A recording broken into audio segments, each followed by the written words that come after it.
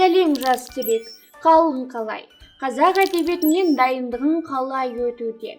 Барлық тесттерді жаттаумен қатар кітап оқуды да жалғастырған шығарсың.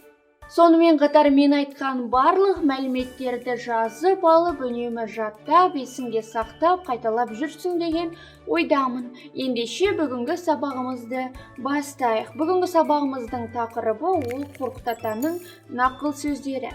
Естеріңде болса, өткен сабақтарда біз Қорқыт Атаның өміріне, яғни Қорқыт Ата кітабына қысқаша шолу түрінде тоқталған болатынбыз.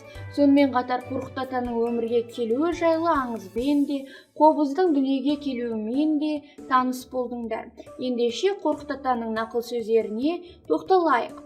Қорқыт Атаның нақыл сөздері тестте жиі кездеседі. Өте көп сұрақ болмаса да, үнемі жиі кездесетін сұрақтардың бірі.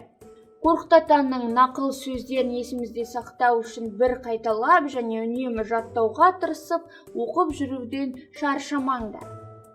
Сонымен қатар қазіргі таңда Қорқыт Атаның нақыл сөздері кейде мақал түрінде де қолданылады. Яғни Қорқыт Атаның сол ғасырларда айтып кеткен нақыл сөздері әлі күнге дейін өзекті.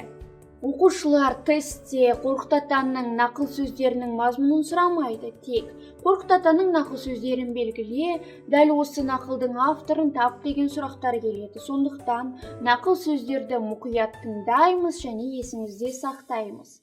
Ертеде Баят бойында өмір сүрген Қорқыт деген ер оғыздардың арасындағы ең білгіш еді.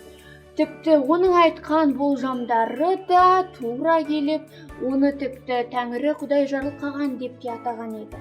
Ертеде Баят бойында өмір сүрген Қорқыт деген ер оғыздардың арасындағы ең білгіш еді. Тіпті оның айтқан тосыннан, кенеттен айтқан болжамдары да тура келетін. Ел оны Тәңірі Құдай жарылқаған ғой деген пікірде айтатын. Тіпті ел арасында Қорқыт Атаның айтқан сөздерін де халық тұп-тыныш отырып үйіп тыңдайды екен. Ендеше сол уақыттағы Қорқыттың айтқан ерекше нақыл сөздеріне тоқталайық. Бірінші нақыл сөз. Алла демейінше іс түзелмес, Тәңірі бермейінше ер байымас. Екінші нақыл. Әзелде жазылмаса, құл басына қаза бермес, ажал уақыты жетпейінше ешкім өлмес. Келесі нақылдарды бірінен соң бірін жалғастырып көрейік. Өлген адам тірілмес, шыққан жан кері келмес. Ер жігітке қарақұрым мал бітсе, жияр, көбейтер, талап етер, бірақ несібесінен артық жемес. Гүрілдей шұбыра сулар тасыса, теңіз болмас. Тәкаппарлықты Тәңірі сүймес. Көңілі пасық ерде дәулет болмас. Жат баланы қанша сақтасаң да ұл болмас.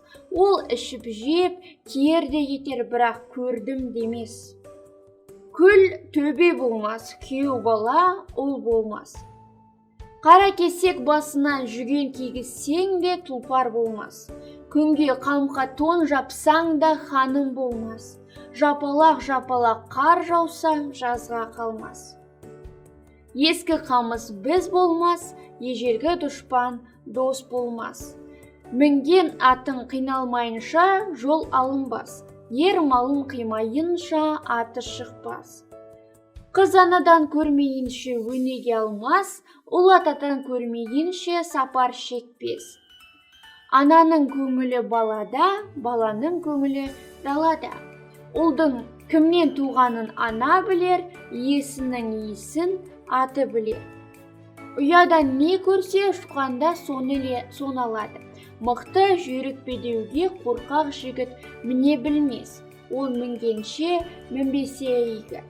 Қонақ келмеген үйдің құлағаны артық. Ат жемейтін ащы шөп біткенше бітпегені игі. Адам ішпес ащы су жылға қу баққанша ақпағаны игі. Баба атын шығармаған жігерсіз ұл, баба белін бүгілткенше бүгілтпегені игі. Баба атын шығаратын дәулетті ұл болғаны игі. Жалған сөз бұл дүниеде болғанша болмағаны игі. Жердің соңы шөбін киік білер, жайылым жердің көкорай шалғынын құлан білер, айырым-айырым жол сүрлеуін түйе білер, жеті бұлақтың хош иісін түлкі білер, ердің батқанын ат білер, ауыр жүктің салмағын тұлпар білер, қапелімде бастың айырғанын ми білер. Қыл қобызын арқалап, елден бектен бекке жырау кезер. Тізесін бүгіп отырған инабатты әйел көрікті, самай шаша ағарған баба көрікті. Ақ сүтіне тойғызса емізген ана көрікті. Өнегелі бала көрікті. Жанашыр ағайын туған көрікті. Үлкен шаңырақ үйдің қасына тігілген келіннің отау үйі көрікті. Оқушылар, міне Қорқыт-атаның бізге жеткен нақыл сөздері осындай.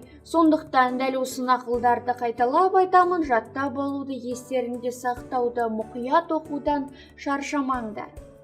Оқушылар, сонымен қатар сендерге бүгінгі сабақта Қорқыт-атаның өмірі жайлы тағы бір дерек айта өтейін, яғни бұл дерек те тестте келуі мүмкін. Сырдария өзенінің бойында Қызылорда облысы Қармақшы ауданынан 18 шақырымдай жерде Қорқыт-атаға арнап қобыз бейнесіндегі ескерткіш орнатылған.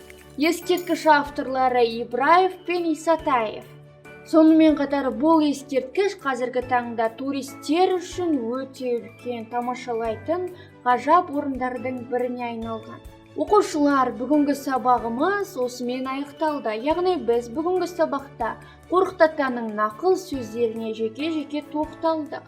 Сондай-ақ бағана экранда көрсетілген нақыл сөздерді дәптерлеріңе жазып алуды ұмытпаңдар. Келесі кездескенше қош сау болыңдар.